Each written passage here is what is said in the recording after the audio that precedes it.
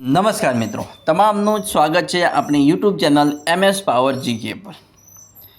મિત્રો, આજના વિડીયોમાં આપણે ભારતના બંધારણ પર આધારિત બંધારણ ટેસ્ટ ભાગ 4 જોવા જઈ રહ્યા છીએ અને આ ટેસ્ટમાં મહત્વપૂર્ણ MCQ પ્રશ્નો સંપૂર્ણ માહિતી સાથે આપવામાં આવ્યા છે, જે આવનારી સ્પર્ધાત્મક પરીક્ષાઓ માટે ખૂબ ઉપયોગી છે। આ પ્રશ્નો ખાસ કરીને પોલીસ ભરતી, તલાટી ભરતી, GPSC, PSI, ESI, બિન સચિવાલય અને અન્ય તમામ સ્પર્ધાત્મક પરીક્ષાઓ માટે મહત્વપૂર્ણ છે। તો મિત્રો, વિડીયો અંત સુધી જરૂર જુઓ અને દરેક પ્રશ્નનો જવાબ આપવાનો પ્રયાસ કરો। તો ચાલો હવે શરૂ કરીએ બંધારણ ટેસ્ટ ભાગ 4। ભારતની સંસદના સભ્યપદ વિશે નીચેના વિધાનોમાં સાચું વિધાન ધ્યાને લો।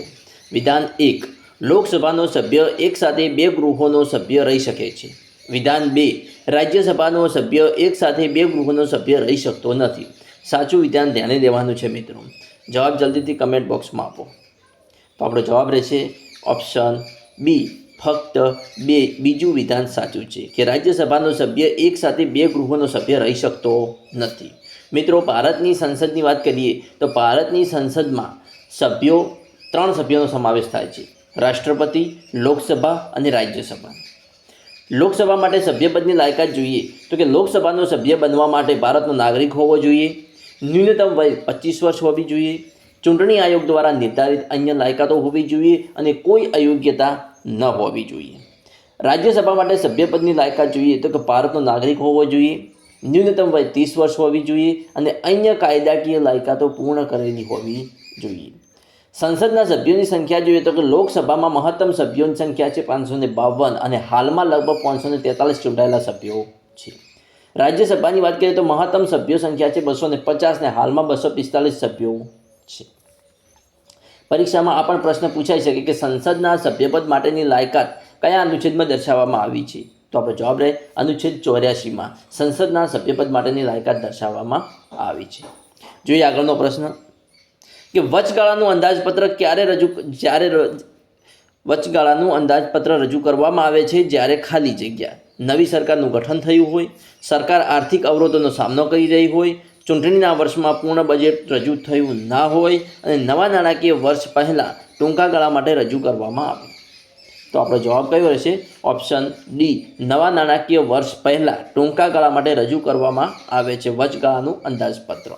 મિત્રો, જોઈએ તો કે જ્યારે સરકાર આખું વર્ષ માટેનું સંપૂર્ણ વાર્ષિક બજેટ રજૂ કરી શકતી નથી ત્યારે થોડા સમય માટે સરકારના ખર્ચ ચલાવવા માટે જે અંદાજપત્ર રજૂ કરવામાં આવે છે તેને વચગાળાનું અંદાજપત્ર કહેવામાં આવે છે। વચગાળાનું અંદાજપત્ર સામાન્ય રીતે નવી સરકાર બન્યા પહેલાં રજૂ થાય છે। આમાં સરકારને થોડા મહિનાઓ માટે ખર્ચ કરવાની મંજૂરી મળે છે। થોડા એટલે કે 2 થી 4 મહિનાઓ માટે ખર્ચ કરવાની મંજૂરી મળે છે। આ સંપૂર્ણ બજેટ નથી, માત્ર તાત્કાલિક ખર્ચ માટેની વ્યવસ્થા છે। નવી સરકાર બન્યા પછી પૂર્ણ બજેટ રજૂ કરવામાં આવે છે। ભારતમાં 2024માં કેન્દ્ર સરકાર દ્વારા વચગાળાનું અંદાજપત્ર રજૂ કરવામાં આવ્યું હતું, કારણ કે તે વર્ષે લોકસભાની ચૂંટણી હતી। પરીક્ષામાં પ્રશ્ન પૂછાઈ શકે કે વચગાળાનું અંદાજપત્ર ક્યારે રજૂ થાય છે? તો વચગાળાનું અંદાજપત્ર ચૂંટણીના વર્ષમાં જાહેર થાય છે। જોઈએ આગળનો પ્રશ્ન કે વિધાનસભા ગૃહની શિસ્ત અને ગૌરવ કોણ જાળવે છે? વિધાનસભાના ગૃહનું શિસ્ત અને ગૌરવ કોણ જાળવે છે? સ્પીકર, રાજ્યપાલ, મુખ્યમંત્રી કે આપેલ એક પણ નહીં? તો આપણો જવાબ રહેશે ઓપ્શન એ, સ્પીકર। સ્પીકર એટલે લોકસભાના અધ્યક્ષ, જે લોકસભાની બેઠકનું સંચાલન કરે છે અને સમગ્ર કાર્યવાહી નિયમ મુજબ ચલાવે છે। સ્પીકરનું ચૂંટાણ લોકસભાના સભ્યો દ્વારા કરવામાં આવે છે અને સામાન્ય રીતે લોકસભાની પ્રથમ બેઠકમાં સ્પીકર પસંદ થાય છે। સ્પીકરનો કાર્યકાળ સામાન્ય રીતે લોકસભાની અવધિ જેટલો હોય છે અને નવી લોકસભા બને ત્યાં સુધી સ્પીકર પોતાના પદ પર રહે છે। લોકસભાની બેઠકનું સંચાલન કરવું, સભ્યોને બોલાવવાની પરવાનગી આપવી, ગડબડ થાય તો સભાને સ્થગિત કરવી, મતદાન સમયે નિર્ણાયક મત આપવો અને લોકસભામાં શિસ્તતા જાળવવી, આ તેના મુખ્ય કાર્યો છે। કોના? સ્પીકરના। લોકસભાના સ્પીકર અને ઉપસ્પીકર વિશે અનુચ્છેદ 93માં માહિતી આપવામાં આવેલી છે। પરીક્ષામાં પ્રશ્ન પૂછાઈ શકે કે લોકસભાના અધ્યક્ષને શું કહેવામાં આવે છે? તો લોકસભાના અધ્યક્ષને સ્પીકર કહેવામાં આવે છે। શું કહેવામાં આવે છે? સ્પીકર કહેવામાં આવે છે। જોઈએ આગળનો પ્રશ્ન કે લોકસભાનું વિસર્જન કોણ કરી શકે?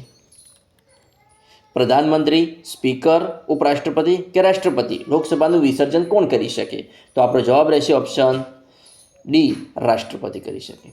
લોકસભાનું વિસર્જન એટલે લોકસભાની અવધિ પૂર્ણ થાય અથવા સમય પહેલાં તેને સમાપ્તિ કરી દેવી એટલે લોકસભાનું વિસર્જન. લોકસભાનો સામાન્ય કાર્યકાળ 5 વર્ષનો હોય છે અને 5 વર્ષ પૂરા થયા પછી લોકસભા સ્વયં વિસર્જિત થઈ જાય છે. જો સરકાર બહુમતી ગુમાવે અથવા પ્રધાનમંત્રી સલાહ આપે તો રાષ્ટ્રપતિ લોકસભાનું વિસર્જન કરી શકે છે.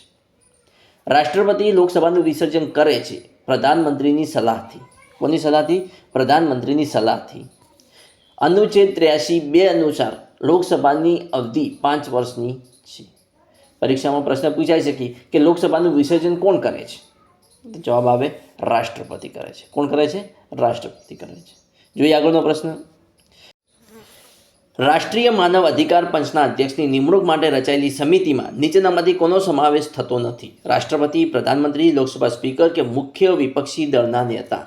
કોનો સમાવેશ થતો નથી? તો મિત્રો અહીં આપણો જવાબ 4 વિધાનો સાચા છે.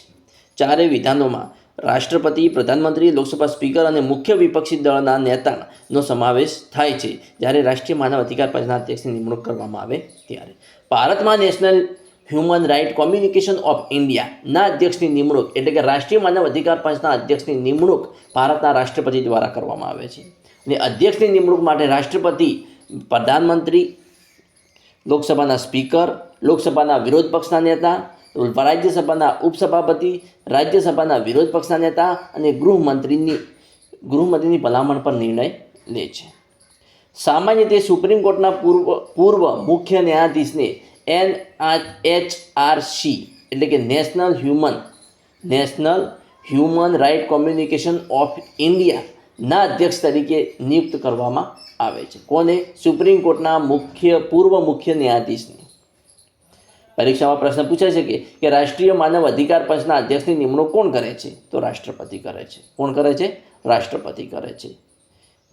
જોઈએ આગળનો પ્રશ્ન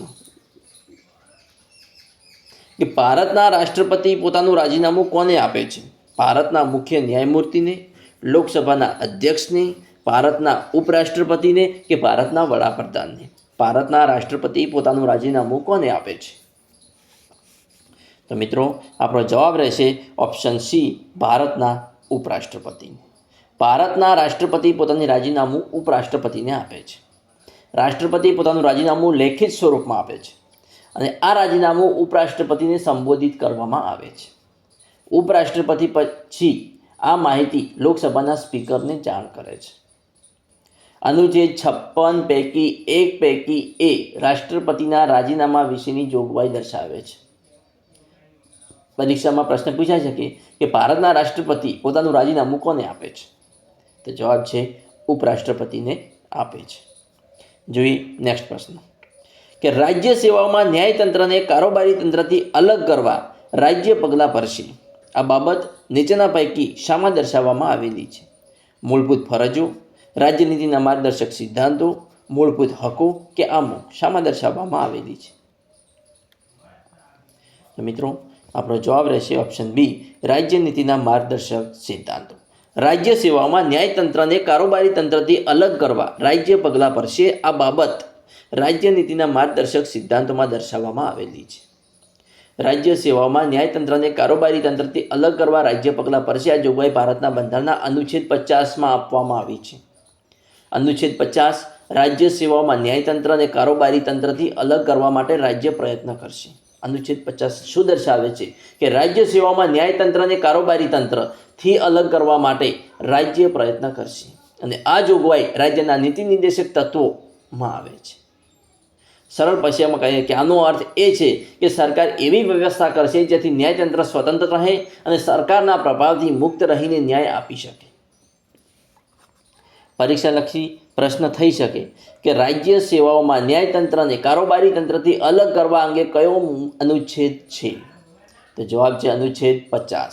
રાજ્ય સેવામાં ન્યાયતંત્રને કારોબારી તંત્રથી અલગ કરવા અનુચ્છેદ 50 છે. જોઈએ આગળનો નેક્સ્ટ પ્રશ્ન કે મંત્રીમંડળ બરખાસ્ત કેવી રીતે થાય છે? લોકસભામાં અવિશ્વાસની દરખાસ્તથી, રાષ્ટ્રપતિની સૂચનાથી, રાજ્યસભાના ખરડાથી કે એક પણ નહીં? મંત્રીમંડળ બરખાસ્ત કેવી રીતે થાય છે? તો આપણો જવાબ રહેશે ઓપ્શન એ, લોકસભામાં અવિશ્વાસની દરખાસ્તથી. ભારતમાં મંત્રીમંડળ ત્યારે બરખાસ્ત થાય છે જ્યારે તેને લોકસભામાં બહુમતીનો વિશ્વાસ ન મળે. લોકસભામાં અવિશ્વાસ પ્રસ્તાવ પસાર થાય તો મંત્રીમંડળ બરખાસ્ત થાય છે. પ્રધાનમંત્રી રાજીનામું આપે તો સમગ્ર મંત્રીમંડળ બરખાસ્ત ગણાય છે. મંત્રીમંડળ લોકસભા પ્રત્યે સંયુક્ત રીતે જવાબદાર હોય છે. અનુચ્છેદ 75 પૈકી 3માં દર્શાવવામાં આવેલું છે કે મંત્રીમંડળ લોકસભા પ્રત્યે સંયુક્ત રીતે જવાબદાર છે. મંત્રીમંડળ લોકસભા પ્રત્યે સંયુક્ત રીતે જવાબદાર છે એ કયા અનુચ્છેદમાં દર્શાવવામાં આવેલું છે? તો અનુચ્છેદ 75 પૈકી 3માં દર્શાવવામાં આવેલું છે. પરીક્ષાલક્ષી પ્રશ્ન થઈ શકે કે મંત્રીમંડળ કોને પ્રત્યે જવાબદાર હોય છે? તો મંત્રીમંડળ એ લોકસભા પ્રત્યે જવાબદાર હોય છે. જોઈએ આગળનો પ્રશ્ન કે કયા વર્ષમાં બંધારણમાં સુધારો કરીને મૂળભૂત ફરજોનો બંધારણમાં સમાવેશ કરવામાં આવ્યો હતો? 1972માં, 1978માં, 1976માં, 1980માં? કયા વર્ષમાં બંધારણમાં સુધારો કરીને મૂળભૂત ફરજોનો બંધારણમાં સમાવેશ કરવામાં આવ્યો હતો? તો આપણો જવાબ રહેશે ઓપ્શન સી, 1976માં. 1976માં બંધારણમાં સુધારો કરીને મૂળભૂત ફરજોનો બંધારણમાં સમાવેશ કરવામાં આવ્યો હતો. ભારતના બંધારણમાં મૂળભૂત ફરજોનો સમાવેશ 42માં બંધારણીય સુધારા એટલે કે 1976 દ્વારા કરવામાં આવ્યો હતો. એના મહત્વના મુદ્દા હતા વર્ષ 1976 હતું, સુધારો 42મો હતો અને બંધારણમાં ઉમેરેલા ભાગ 4A હતો. અનુચ્છેદ 51A. મૂળભૂત ફરજોની સંખ્યા જોઈએ તો શરૂઆતમાં 10 ફરજો હતી. પછી 86માં બંધારણીય સુધારા દ્વારા એક વધુ ફરજ ઉમેરાઈ અને હવે કુલ 11 મૂળભૂત ફરજો છે. પરીક્ષાલક્ષી પ્રશ્ન થઈ શકે કે મૂળભૂત ફરજો બંધારણમાં કયા સુધારા દ્વારા ઉમેરવામાં આવી? તો મૂળભૂત ફરજો બંધારણના 42માં સુધારા દ્વારા ઉમેરવામાં આવી. જોઈએ નેક્સ્ટ પ્રશ્ન. તો મિત્રો અહીંયા આજનો ટેસ્ટ પૂરો થાય છે. આવતીકાલનો નેક્સ્ટ ટેસ્ટ જોવા મારી ચેનલને સબસ્ક્રાઈબ કરવાનું અને તમારા મિત્રો સાથે લિંક શેર કરવાનું ના ભૂલતા. Thanks for watching my video.